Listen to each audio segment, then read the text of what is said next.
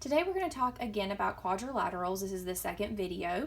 The first video that we had was about all the different types of quadrilaterals like rectangle, trapezoid, rhombus, square, and we talked about parallelogram. So today we're going to do some examples. So you can get a piece of notebook paper out or put this in your math journal. Pause the video anytime that you would like so you can answer the questions yourself, and then you can see what you need a little bit of extra help on and let your teacher know. The first example, we have a shape, and it says, what is this shape? So we know right away that's not a square and it's not a rectangle. So either a rhombus or a trapezoid. And thinking about the different characteristics of the two, we know that a rhombus has all four sides the same length. It's almost like a square, but a little bit slanted. So we can tell that this one is going to be a trapezoid. Okay. The next thing says, does it have parallel lines? Well, I can see that these two lines right here are eventually going to connect, so those would not be parallel, but my top and bottom ones are going to be parallel because if they extend out, they will never touch. So I'm going to indicate that by putting a little arrow on each line.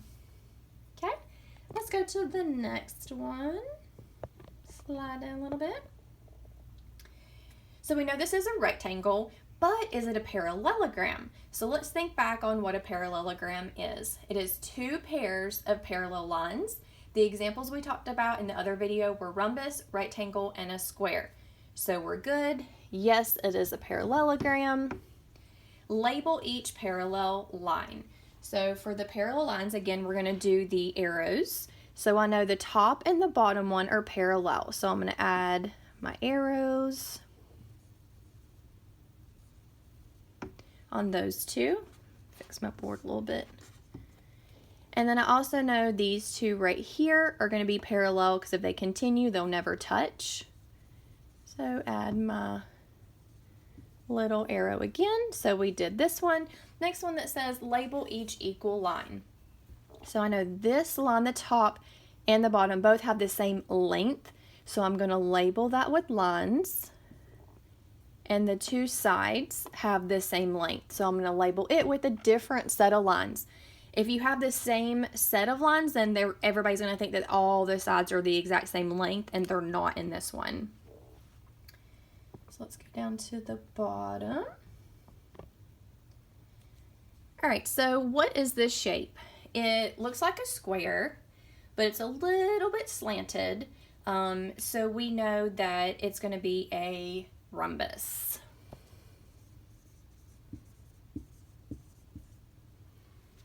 Because all the features of a rhombus is it's a parallelogram. It has two pairs of parallel lines, which we can see. These are parallel, and then these are parallel indicated by the arrows. We also know that it has four equal sides. So we have the little line. So each line has two of these little tiny lines on there, meaning they're all the same length. So that gives us a good clue that they're all the same length. And then there's no right angles, because I know it's not a perfect drawing because I'm not good at drawing, but it's a little slanted, so we can't say it's a square. So what is the length of each side? So since we do know that all the lengths are the same, indicated by these lines right here, we know if this side is 15 centimeters, then all of the other sides would have to be 15 centimeters as well. So that's going to help you when you start getting into area and perimeter. So we're going to slide over here. We have just a couple more examples. All right, the one on top, it says that it is a parallelogram with four right angles, and we can see that because that is indicated right here by these little squares in the corner. This one has letters, so this line right here would be WX and then XY, so each line would have letters. Okay, and then it also has lengths on this one too. So line XY, right here. So we want to know the length of that one. If these are parallel and they're the same length, then if this side is 3 inches, then this line right here would have to be 3 inches as well. Then it says line WX.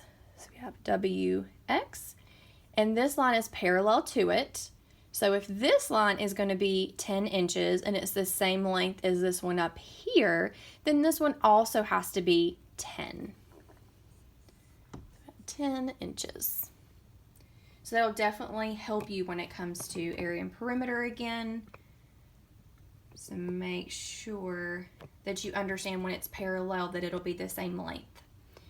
Okay, so our next one is this figure a trapezoid?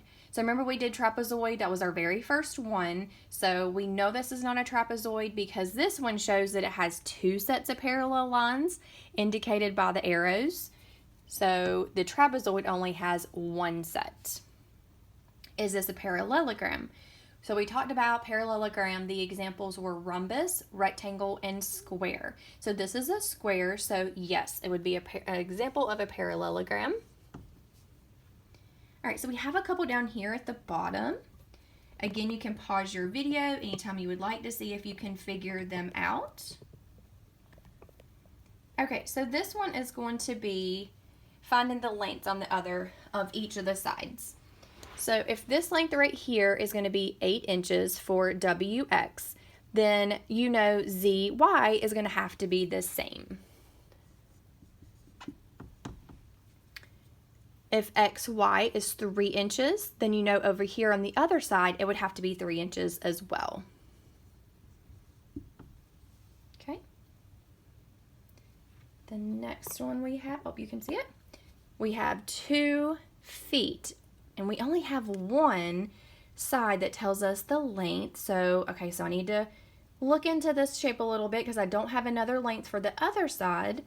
So this tells me these lines, okay, they're all one little line. So that means all these are the exact same length. So that means each side is going to be 2 feet.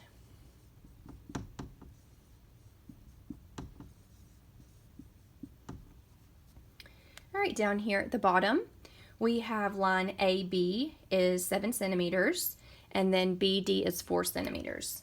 So we know if it's parallel, it's going to have the same length.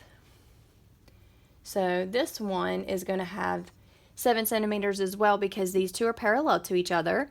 And then this one over here is going to be 4 centimeters because it's parallel to this one. And our last one, it's right here.